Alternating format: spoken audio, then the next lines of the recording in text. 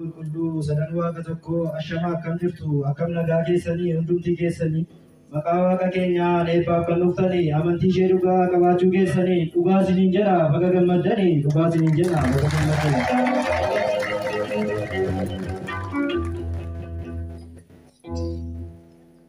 Bane dubbifadhu macaafa qulqulluu dhugaa wangeelarraa maasoo baana gubdu sirriitti ilaali waa'ee Phaawulosii gaaddiduu isaatiin du'aa kaasuu isaa waaqa abbaa kadhachuudhaan Abrahaam abbaan keenya bishaan badiisarraa du'a oolchuu isaa maaf dhugaan kun dhokasaree dhugaa kana sirriitti dubbisi kan biraas ni jira.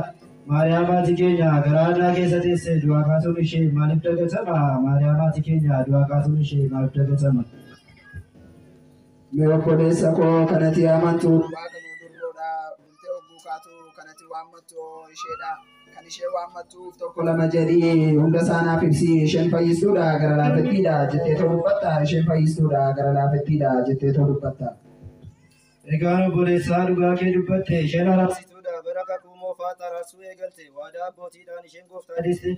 gooftaan dhalachuudhaan karaa ishee of mul'ise biqiltuu ishee gaara siinaa tasa hin gubanne inni waa'ee Maariyaam tasa ishee hubanne inni waa'ee Maariyaam tokko. Isheen qulqulluudha jettee too dubbatta qulqullummaa kan ishee maalirraa hubatta fakkeenya naaf laadhu waa'ee qulqullummaa ishee gooftaa qofaa deesse jettee too dubbatta ijoollota kan ishee eessa jalaa keessa lakkii obboleessaa qalbii kee deebisi oduu diinaa dhiisi wangeela dubbisi ammas hubadhu sirriitti dubbisi jecha Yesuusiif gurra kee ergisi jecha Yesuusiif gurra kee ergisi.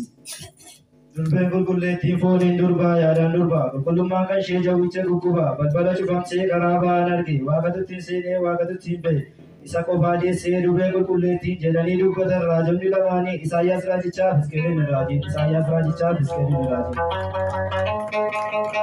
Egaan obboleessaa erga kana jennee waa'ee haadha waaqaa kottuutiin natti seenaa qulqullootaa dubbii Isaaqaa qulqulloonni baraan jiraatu jettanii lallabdu. Karbaraan jiraatu Yesuus qofaadha obbolee hubadhu fakkeenya fudhadhu Yesuus du'ee gaafa guyyaa 3 du'a moo'ee ka'e ati immoo kan beektu kan biraa ta'uun oolu dhugaa wangeelarraa hubadhu Yesuusitti gadi goolu dhugaa wangeelarraa hubadhu Yesuusitti gadi goolu.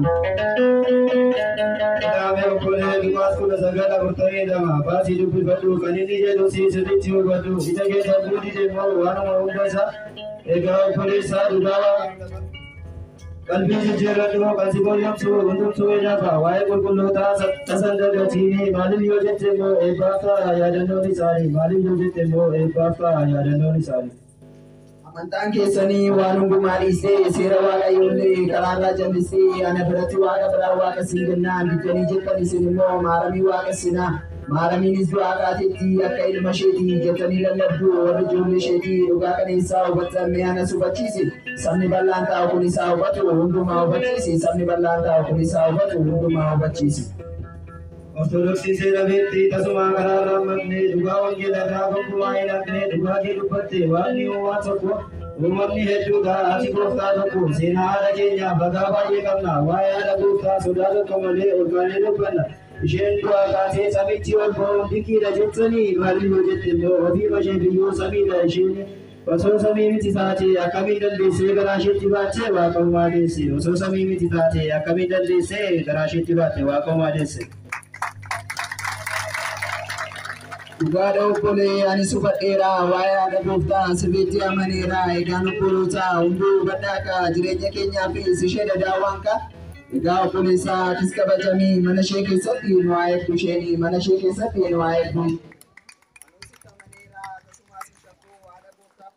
Naaf taatee kakakuu akka abbaa hiriyaaqoos galata kee himaa jaalala kee jecha aannan wareegamaa waa'ee haadha waaqaa haadhonan dubbadha. Maqaa ishees faarsuuf waltajjii abbaa erga maqaa isaa waamne maafiif nama maqaa ishee kottaanii faarfanna har'as ijoollee ishee kottaanii faarfanna har'as ijoollee ishee.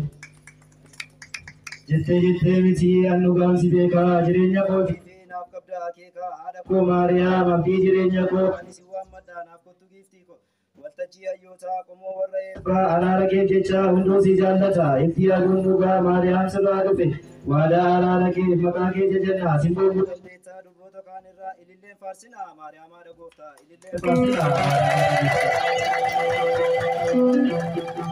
Ati bifamtuudha uumama hundaarraa ergamaa Gabrielii kan samiidhaa dhufee si